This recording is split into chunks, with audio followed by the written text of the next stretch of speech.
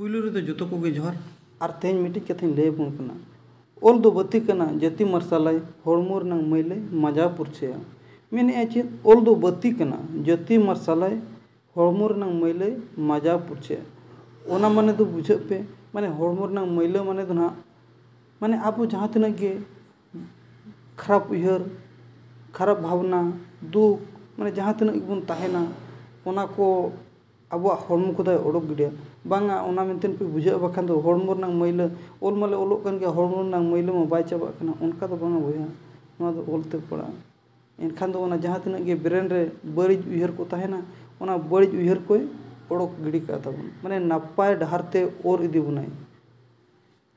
बाखान एटागा बन बुझा दला तबे नितो दो आबो तेहेन दो चेद बन पड़ा तेहेन दो बन पड़ा मेने लगती लेकान तीनिन रोड और ओना रिया मेनेत इना लगती लेकान तीनिन रोड और ओना रिया मेनेत माने तो हुयु कना माने ना ओना रंग माने को तो चेद कना ओना बन पड़ा नोडे पे नेला पुलुर दो बन नेला चेद अड़ दो चेद बन मेता कना अड़ दो ना जहां शब्द बन मेनेआ वार्ड उनको ना अड़ दो बन मेनेआ अड़ नोडे अड़ दैके लेका पे नेला दारे दारे हकु दा इमान माने नोकान जहाना गे पे नेला जहाना गे ना ओना अड़ माने वार्ड माने ओना दो ना जहाना गे पे नेला माने ओना दो चेद बन मेता कना अड़ दो चेद बन मेता कना ओना रनांग नोडे ओल कना मेने मिमिदटांग जय जिनिस साडे कमी बांखान अय एमान को रिया ᱧᱩᱛᱩᱢ रोड गे अड़बो मेता मेने जहाना जिनिस रनांग गे ᱧᱩᱛᱩᱢ और बखान जहाना साडेना ओना रनांग ᱧᱩᱛᱩᱢ चेद साडेना बखान साडे रनांग ᱧᱩᱛᱩᱢ कमी जहाना बन कमिया ओना को रनांग ᱧᱩᱛᱩᱢ गे ना ओना ᱧᱩᱛᱩᱢ रोड गे ना अब दो अड़बन मेता कना तापरे मेने चेद अड़ खोन गे अड़ हुए आकना माने अड़ मापे बड़ाई गया हय भावना दौड़ते मोचारे तावा तारको कान साड़े और रोड बांग चेद अखद गिद्रा को रोड दो अड़ बो मेता ओना दो मांग रे पे नेल अखद गे मांग वीडियो रे हेना अड़ दो अथौड़ी रोड गबन मेता कना जहां चेद हो बाबन बुझाव दड़िया ओना गे ना अड़ दोबन मेता कना तापरे अड़ खुदा गे अड़ बन ये के जहां वार्ड ओना दो आबो बन ठिका दड़िया अड़ दो मिटी अड़ दो जतो बन ठिका दड़िया जहां गे दारे मिटी रोड़ना नुहे मिटी अड़ कना माने शब्द कना इनखान नोआ दो आबो दारे बन ठिका दड़िया कना चे ओ दारे दो नोआ जिनिस कना और नोआ दो नोआ जिनिस कना जतो आबो ठिका दड़िया हकु बन ठिका दड़िया कना ओना दो अड़ैना ओना खातिर अड़ दो बन ठिका दड़िया और अड़ दो बाबन ठिका दड़िया गिद्रा को बाले गिद्रा को जहां जका हुडिन जका बाको रोड़ा जहां लका अथड़ी को रोड़ा ओना कना अड़ तापरे मेने चे अड़ ते दो चेद हो बाय बुझा अड़ ते दो चेद हो बाय बुझा अड़ ते दो जिनिस तेद और ओना रिया दाड़े और तारको तेद बुझा ना मन लेत पे मांग रे नो नका तापरे ओना पर बन लगे ओना पर चेद बन अयत ना को तो जतो गे पे बड़ाया मेनखान अब सानतार ते चेद बन मेता कना ओना गे ना बाबन बड़ा और बखान जहाँ को बन पढ़ा बड़ा का उनको तो बन बड़ा गया और जहाँ को बाबन पढ़ा बड़ा का एनखान दो उनको तो बाबन बड़ा अब उन माने हार्ड वार्ड को हेना उन माने उनकान वार्ड को अब ये रहना अड़ को हेना अब सानतार ते मेनखान ओना रनांग उनकाना को बाबन बड़ाया अरु बन आंजम गया उन माने हार्ड जतो हर दो बाबन बड़ाया नोका बन आबो बन गापाल मारा कना ओना करे दो उनकान रोड को अब बाबन रोड बड़ाया नोडे अयत पे ठिका दड़ा कना अयत दो चेद बन मेता अयत दो मिटी सेंटेंस कना जहां वाक्य जहां को मेने ओना दो सेंटेंस कना अयत दो मेने अयत दो चेद बन मेता ओना बन पढ़ा सेंटेंस दो चेद बन मेता ओना बन पढ़ा चेद ए मेने नोडे बेस्ट ᱧᱮᱞ तीनिन अड़ को जोपड़ा मिद काते मिद पूरव सत अयत तेद को फोटेल ओचोय खान ओना जोपड़ा मिद अड़ को दो मिद अयत बो मेता मेता मेने अड़ को अड़ ढेर अड़ जुदी उनको बन मिट ठेर काते बन ओल केत को और ओना रनांग मिटी जहाना बन बुझाव दाड़िया मिटी बन माने ओना रनांग मिटी माने बन बुझाव दाड़िया ओना गे ना अब दो चेद अयत बन मेता कना मिटी ओना बन सेंटेंस बन बुझाव दाड़िया जुदी जहां लका जहां बाबन बुझाव दाड़िया एनखान दो ओना दो मिटी अयत रे दो ओना दो बाय हुआ उना दो माने भूल गया उना अयत दो भूल अयत जहाँ माने उना लकागे नोडे दाइके लकाते दाइके माने एग्जाम्पल पे नौ को पे बढ़ाई गया और बावन बढ़ाई खान बढ़ाई मा दाइके जहाँ लका नोडे ओल अकना चेत ओतेत दो गुल गया चेत मेना ओतेत दो गुल गया नौ पे पूरा पे ठौको पे बुझाव दाड़ा कना चे ओतेत दो गुल गया ओतेत माने तो ना धरती पूरी जहाँ ना धरती उना दो चिका गया गुल गया आबो धरती चितान रे हेना बोना आबो दो बाबन ठिका दाड़ा कना धरती दो आबो दो चपड़ा गेबोन नेले जुदी आबो जुदी चितान खुदा बोन नेला धरती ओका लका एनखान दो धरती दो गुल गया माने कोमड़ा लेम्बू पूरी जहाँ लका को मेन अंचे उना धरती दो ओने उनकाना उना दो आबो नुआ वांग जहाँ बोन मेनिया वांग नो ब्रह्मांड रे उना दो गोइठा लका चापिया कना चापे मा बाय चापिया कना माने गोइठा लका नुआ दो मेना उना दो अचुरोग कना जुदी मिद होड़ बोन कुलिया पृथ्वी दो अचुरोग कना मेनतेन जुदी जहां ओलोग बाय बाड़ा जे उनी दो टोटली उनी जुदी बोन कुलिया धरती अचुरोग कना मेनतेन एनखान दो उनी दो चेद हो बाय ठिक दाड़ा धरती अचुरोग कना मेनतेन दो उनी दो चेद मेना धरती ओकारे अचुरोग कना मेना चेद करे मेना उनी दो बाय नेल दाड़ा कना चे धरती अचुरोग कना मेनतेन दो मेनखान दो धरती पूरी दो अचुरोग कना उना खातिर को पढ़ाव लेन एनांग गेबोन नोआ दोबोन ठिक दाड़ा हां देला तबे नितो दो ओंडे पे नेल किया ओतेत दो गुल गया चेद पे ठिका किया ओतेत दो गुल गया उना दो मिटिज अयत रे हुयुग कना जुदी गुल गया ओतेत दो इन मेना इन रोड़ा गुल गया ओतेत दो गुल गया और गुल गया ओतेत दो नोआ सेंटेंस बारे पे ठिका दाड़ा कन गया ओतेत दो गुल गया नोआ दो मिटिज नापाय आंजमोग कना नोआ अयत दो ठीक गया मेनखान गुल गया ओतेत दो एनखान नोका बुन मेन लखान दो माने नासे हुड़ नुगो कना उना अयत दो हुड़ नुगो कना उनका गे तापरे आर मिटिज नोड बन नेला करू हाट नोडे ना भूल गया नोडे हाट हुनंग जहाँ ना नोडे तो चेद हुआ हाट करू हाटे सेनोग कना कोई करू हाटे सेनोग कना नोआ नुका जुदु हाट करू सेनोग कना जुदी सेनोग कनाय करू हाट बन रोड़ा नुका एनखान दो उना अयत दो भूल गया एनखान दो नोआ अयत को सोझे लगित चले करू हाटे सेनोग कना तापरे उनका गे फुलो दोय ओलोग कना नोडे पे नेला नो अयत हो उनका गे आरहों अड़ी लेकान अयत मेना कुकली अयत जहाँ लका ओकोय ओलोग कना मेनेत अयत उनका मेना गया आरहों अयत को मेना अड़ी हटिंग कना उना को ना तायनम तो बड़ा नितो दो खाली जस्ट उना आबो चेद अड़बुन बड़ा ᱧᱚᱜ मा चेद अड़ को मेना लक्ति लेकान अड़ को तापरे उनका गे कथा हो पे बड़ा गया मेनखान कथा दो आबो चेद बोन मेता कना कथा बोन बड़ा गया जुतो बोन ठिका दाड़ा कन गया एनते रेहो बड़ा ᱧᱚᱜ मा दला कथा मेना अड़ी गोटांग अयत चेद मेने अड़ी गोटांग अयत जोड़ाव तोंगे काते मिमित गोटांग कमी रिया घोटन रिया बांखान लय रिया लय पुरव रोड़गे कथा बो मेता मेने उना दो कथा बोन ठिका किद गया अड़ी गोटांग अयत तहेना ओंडे दो अड़ी गोटांग वाक्य तहेना माने मिटिज मारांग तहेना ओना मा दाइका मा बइन ओलका ओना रनांग मा एन पे ठिका दाड़ा कन गया मिटिज माने कथा बखान घोटन रना ओंडे मिटिज ये जहाना गे चिकायना बुरुन सेलना बुरे उनका नुका तारप तिरिल कुन तियो अगु किया हेजिन उन्हें नुका पे नेल किया ना माने अड़ी ढेर नुका मेसाते तापरे उनका ते गाडा रे हिजुका दा न्यू तरा किया दा न्यू दे तापरे नुका ते हेजना तापरे ओड़ा हेजना ओना नोआ दो माने पूरा कथा ना माने नुका कथाय लय किया ओना गना घोटन ये ना ओने उनका ओना लय पूरा गिना रोड़गे ओना दो कथा बो मेता तापरे ओना मा कथा बो मेता कना तापरे गाथा हो कथा लेका गे आंजमो कना एनखान दो गाथा दो चेद बोन मेता एनखान दो नोडे नेल पे गाथा दो चेद बोन मेता कना सेरेन गानो लेका गाथा वाकान कथा गे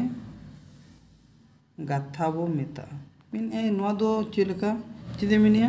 सेरेन गानो लेका गाथा वाकान कथा गे गाथा बो मेता गाथाव कना गाथा वाकान गाथाव अखान कथा गे गाथा बो मेता माने सेरेंज गानोग लेखान जहाना गे नोडे नोडे हो ओल अकना जहां लेका नोडे ओल अकना चांदो बंगाय थुमात बोना मानमी रे बो जानामेना मानमी लेका ताहेन बो रिकया नोआ जहां लेका नोआ दो मिटी चांदो बंगाय थुमात बोना मानमी रे बो जानामेना मानमी लेका ताहेन बो रिकया माने ओने उनका माने सेरेंज लेका बोन इये दाड़े कना नोना दो गाथा बोन मेन गाथा कना चे अड़ को इनखान दो गाथा बोन मेन ओना दो गाथा बोन मेन तापर ओना पुरे पद पद दो चेद बोन मेन पदो जहां बोन मेना पद दो चेद बोन मेन मेता पद दो चेद बोन मेता कना ओना पे ठिका दाड़े खान गया एन होबन बड़ा ᱧᱚᱜ गे मेने कथा रिया मिमिद तोंगे आर बांखान मिमिद हटिंग दो पद बो मेता मेने कथा ना कथा मा पूरा जुदी मिट्टी हिस्ट्री बन लई के जुदी जत्तो जहां तना बन ये का घटना जहां तना गे जुदी घटना माने घटना को हुईना ओना ना मिट्टी कथा बन लई पूरा के ओना दो जत्तो जुदी बन लई पूरा के एना दो अनखान चेद बन मेता कना ओना दो कथा बन मेता कना जुदी ओंडेना गे बार किचा गान बन लईया माने आधा नासे धरा बार किचा बखान मिद किचा बन लईया बांगा उनकान को ओंडे ये कने इनगे इनखान बारिया पिया बन लई ᱧᱚᱜ गया इनखान ओनागे ना पद बन लैया जहां लेका को मेना मिद बार पद कथा लई ᱧᱚᱜ में ओना लेका जुदी ऑक्तो को ना जुदी बाय हुयु कना इनखान दो मिद बार पद कथा लई कते रह सेनोग में ओने उनका गना ओना दो पद बन मेता कना तापरे ओना पुरे खोद जुदी कथा रनांग जुदी आबो पद बन मेता कना इनखान खोद दो चेद बन खोद दो गाथा रनांग खोद बन मेना गाथा बांग सेरेंज दुरंग मेने गाथा बांग सेरेंज दुरंग रिया मिमिद तोंगे बांखान मिमिद हटिंगे खोद बो मेता मेने खोद दो ना गाथा रनांग बन मेता कना और पद दो कथा रनांग नो माने नासे ध्यान ते आंजोमा माने गाथा बांग सेरेंज दुरंग रिया मिमिद तोंगे बांखान मिमिद हटिंगे खोद दो बन मेता कना ओंडेना गे ना पूरा खोद माने मिट्टी सेरेंज रना जुदी फुल सेरेंज जहां बन इये ओना सेरेंज रेना गे जुदी बार किचा गान बन हटिंग माने बारिया गान इये बन सेरेंज किया ओना गे ना खोद दो बन मेता कना जहां लेका को मेना मिद खोद गान सेरेंज ᱧᱚᱜ में माने पूरा दो ना बांगा मिद खोद गान सेरेंज ᱧᱚᱜ अबन में ओने उनका ना ओना पे ठीक है तापरे कथनी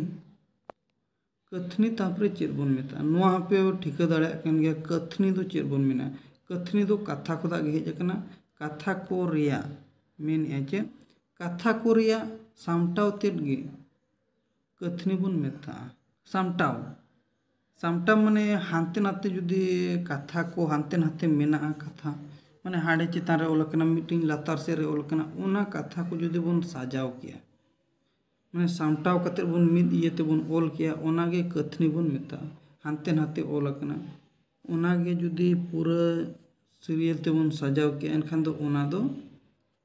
कथनी बन मेता तापर ओना पे ठीक गया नोआ कोरेना दो दैका को मा बने मका एन पे ठिका दाड़े कन गया पले तापरे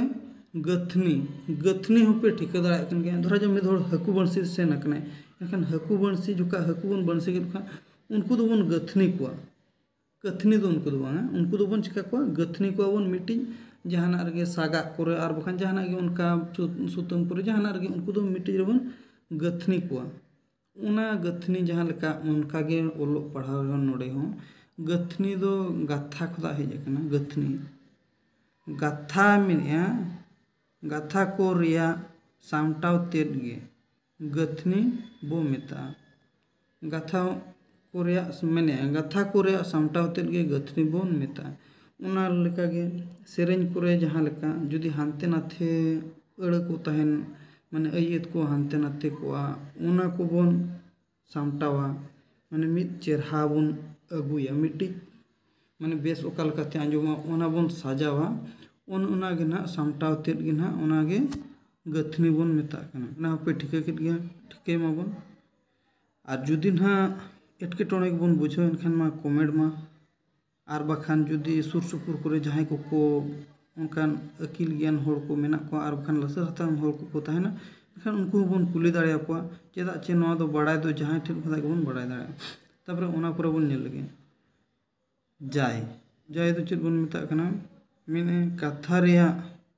रे जिनिस ते आर बांग जांग ते गे जैबो मेता कथा करे नंग जिनिस ते आर बांग जांग ते गे कथा नंग माने कथा दो ना मूल ना जहां बन मेना मूल जिनिस ना जहां बन मेना कथा बन लइया माने मिद हर गुरु सेन खान दो उनिया दो बुरु विषय ते बन लइया एनखान दो ओना ना जहां बन मेना ओना गे ना मूल ते दो चेद कना ओना नंग जिनिस ते आर जांग ते गे चेद बन मेता कना जैबो मेता कना तापर उनका गे साताम दो चेद बन मेता साताम पे ठिके दाड़े नोआ पे बड़ाय गया जुदी ओना पुष्ट सही ले खान पूरा पे ठिके उतरा दला तो ओना साताम बन नेल गे साताम दो चेद बन मेता कना जय रिया उनुदु गे साताम बो मेता कना जय रिया उनुदु गे उनुदु आर हो बापे ठिके दाड़े कना जय मा पे ठिके किया आर उनुदु चेद बन जय रिया उनुदु गे साताम बो मेता कना उनुदु दो चेद बन मेता कना ओना गे ना बापे ठिके दाड़े कना हो ठीक गया ओना बन ठिके जहां मेनिया को सूची पत्र जहां बन मेनिया मिट्टी ओना सूची पत्र ओना दो विषय को ओल को साताम दो ना माने उनुदु दो ना सूची पत्र उनुदु दो हुयुक कना सूची पत्र आर साताम दो हुयुक कना ओडे ना चेद साताम मेना जहां लेका नोडे दो ओला कना धरा जाओ रोनोड़ रना बन कथाया इनखान दो रोनोड़ मिट्टी रोनोड़ दो चेद बन मेता ओना मिट्टी तापर ओल चिकी दो चेद कना माने ओल चिकी को दो चेद कना उनका लेका माने मिमिटंग माने साताम बन ओला विषय ओना ना विषय गे ना साताम बन मेता कना ओना पे ठीक गया तापर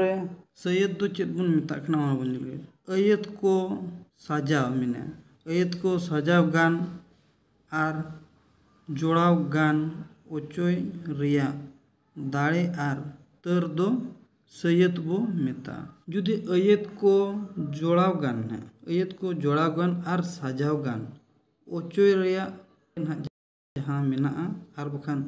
तर माने ताड़ ना जहां मेना ओना दो चेद बन मेना ओना गे ना सैयद बो मेता जुदी मिटिन जहाना गे माने अयत बन ओलिया मिट्टी सेंटेंस बन ओलिया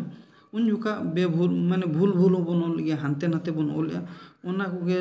ताड़ कोई ᱧᱟᱢᱟ ओना रनांग दाड़े गे ना आबो दो चेद बन मेना सैयद बो मेता कना तापर ओना पर चेद ओला कना नोडे पे नेलेद गया सैयद दो आरहों अड़ी लेका बो ᱧᱩᱛᱩᱢᱟ माने अड़ी लेका बो ᱧᱩᱛᱩᱢᱟ कना नोडे ओलका सावहायत बोनाय मेनते सावहायत बोनाय मेनते सावहेद तापर उनका के साव रिया काना मेनते सावहेद और नोडे दो सावहेद उनका के सेणायत बोनाय मेनते सैयद मेने सेणायत बोनाय मेनते सैयद तापर ओना परे पोनोड़ मेने पोनोड़ दो चेद कना पढ़ाव को चेदो रेया कथा गे पोनोड़ माने पढ़ाव को चेदो रेया कथा गे पोनोड़ दो तापर पोनोड़ परे पोनोड़ नोडे एड होइना पोनोड़ दो तापर चेद बन मेनिया ज्ञान सियान गुण बिरद चेदे मेनिया ज्ञान सियान गुण बिरद को मेना रेया कथा आर ओना रेया दाड़े हों नोना कोगे पोनोड़ दो बो मेता तापर कोनोड़ दो चेद बन मेता सिबिल सोड़म कथा आर घोटन को मेना रेया गाथा आर ओना रेया दाड़े हों ओना रनांग दाड़े हों ओना दो कोनोड़ बो मेता कोनोड़ दो गाथा हुई नोड़े वेस्टिंग पे गाथा आर पोनोड़ दो कथा कन्नड़ दो नोआ दो सेरेंज करे सेरेंज दुरंग करे जहाना इया कना ओना करे नोडे पे नेल केद गया नोआ को पे नेल केआ देला तबे ओना साताम गे चेद बन मेता कना ओना विषय ना साताम दो विषय नोडे पे नेलिया उनु दो चेन विषय सूची बन मेता कना उनु दो और नोना साताम दो ना नोना विषय बन मेता कना नुकु दो जतो साताम कना को और नुकु दो एलएल जहां बन मेनिया एलएल नोआ दो ना नंबर कना क्रमिक नंबर नोआ दो सीरियल ते ओलकना और नुकु दो सहाटा नुकु दो पृष्ठा ओका पृष्ठा रे मेना को नुआ दो नुकु दो नोडे दो सहाटा दो चेद माने पृष्ठा नोका आबो दो मेना ओना पे चेद के देला तबे नितो दो